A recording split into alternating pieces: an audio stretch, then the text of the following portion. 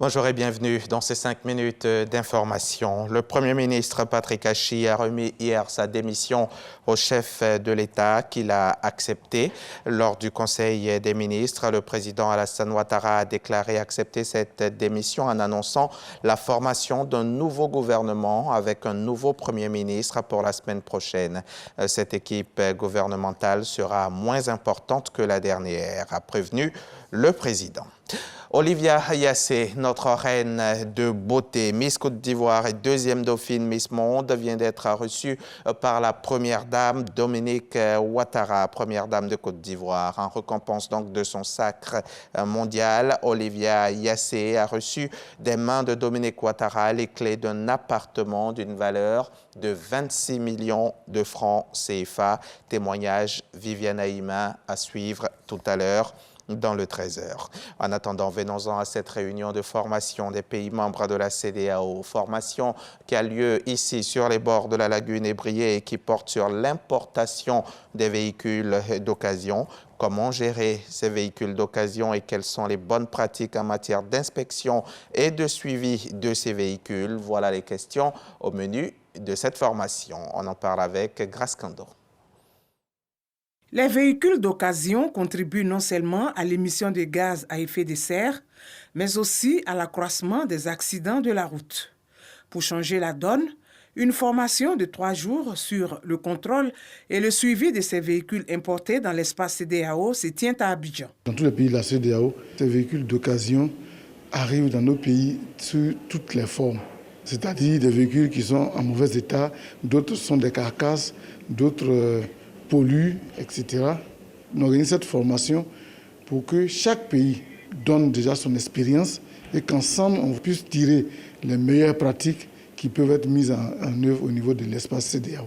Pour mieux encadrer l'importation de véhicules moins polluants et sûrs, les participants au thème de 3 jours de travaux font des propositions. On va pouvoir appréhender les faiblesses, les lacunes dans les différents pays en matière de contrôle, de mise en conformité.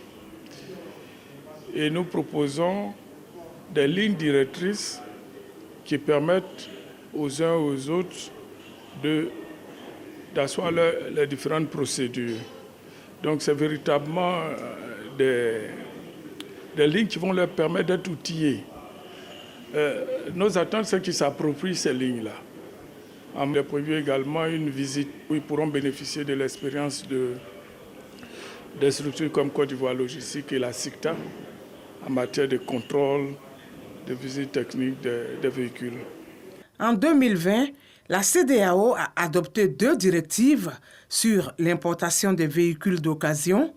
L'une porte sur l'harmonisation des textes pour les véhicules utilisant du gasoil et l'autre sur les limites d'émissions de gaz pour tout type de véhicule.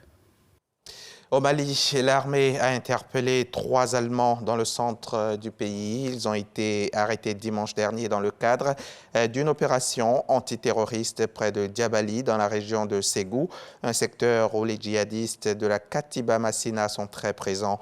Les autorités maliennes n'ont pas davantage communiqué sur cette surprenante arrestation. La présence de ces 3 Allemands dans le cadre d'un jumelage a de quoi donc surprendre. Les jumelages entre des collectivités maliennes et européennes, villes, départements, régions sont nombreux, mais en raison du contexte sécuritaire, les échanges sont évidemment très réduits depuis des années. Avec au moins 306 morts, le bilan ne cesse de s'alourdir après des violentes pluies qui ont duré plusieurs jours dans la province du KwaZulu-Natal en Afrique du Sud. Sur place, pour constater les dégâts mercredi, le président Cyril Ramaphosa est allé à la rencontre des familles endeuillées. Malgré quelques axes routiers bloqués, la circulation est possible, l'aéroport est resté ouvert. Les services municipaux comme l'électricité, l'eau et le ramassage des ordures ont repris par endroits, mais les équipes sont extrêmement sollicités. C'est aussi le cas des morgues dont les véhicules mortuaires viennent à manquer pour aller chercher les corps. Au 50e jour de l'invasion russe de l'Ukraine, ce 14 avril, un croiseur russe a été gravement endommagé par une explosion de munitions causée par un incendie.